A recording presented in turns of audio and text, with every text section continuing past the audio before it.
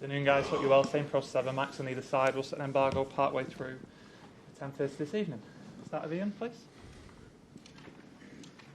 Hello, Pep.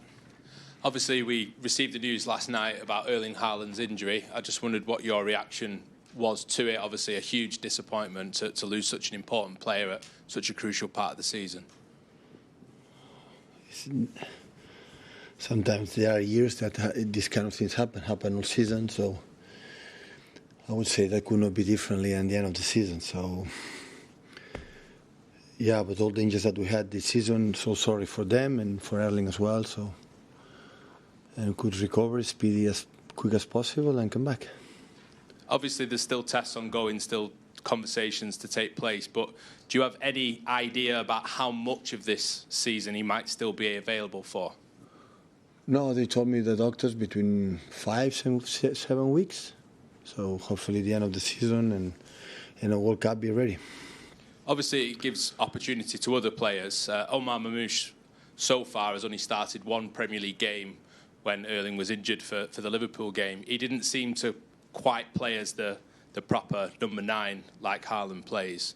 Is he capable of doing that? We Is he will ready find a to solution. do that? We will find a solution for the players that we have and different other skills and qualities, but we will have another one. Thank you. Pep, Erling, almost since he came to the club, has hardly been injured. How much will he be missed in terms of the way that you play? As I say, he's played in virtually every game. We don't have another player with his skills or his specific qualities. We know that, but we have to adapt. And since many years we play for different ways up front. It depends on the quality of the players. So we're going to try to find a solution.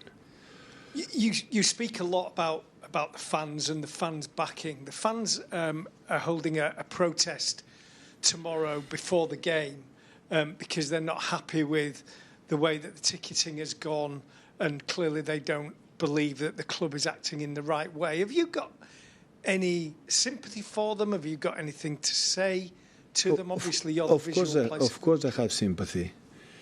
When the fans can express the good moments or bad moments or feelings, it's because the team and the club is alive. So the worst is when you cannot express. This is a club that the people can express, and they will be in touch, are in touch, we're in touch, are in touch, we'll be in touch, the fans and with the club. Only I can say that we need them. Since the minute one, we need them. We are playing for the next season, be together in a Champions League, and we need them. So and the people can think about it whatever they want, but I know how tough is Leicester. I'm impressed how they played the last 2 games. They played really well against Chelsea and Aston Villa. They played really good in different ways. They are using new patterns, and they did really well. It's only I'm concerned, and we need them. We need them desperately, to achieve our success to be in the Champions League again.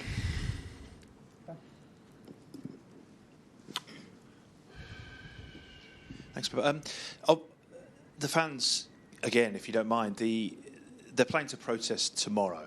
You say there about how much you need them. I mean, have you got a message specifically to the fans who want to make their voices heard by staying outside the ground for the first 9 minutes of the game? No, I know specifically. I don't know. But what I said before, they can express freely what they want, and the club has his ways, his arguments, and can express. So it's not. I prefer that than not be passive. So the club has to be active in many departments. In the decisions being made, the club has to take it for the benefit for the club. The club don't take it for granted. The club don't take it for okay. This issue or whatever another one is going to happen when they want, and the people, we listen both sides, and hopefully the people can be convinced.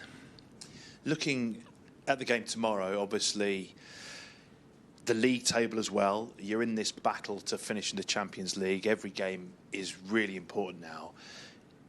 Is this one of the closest battles you've been involved in the Premier League when you consider the number of sides that are in that race to finish in the top 5. I mean, if you even going down to this last weekend's opponents in Bournemouth, 4 points behind you, there's a lot of teams at this stage of the season who will believe they can finish in the Champions League. Yeah, it's true.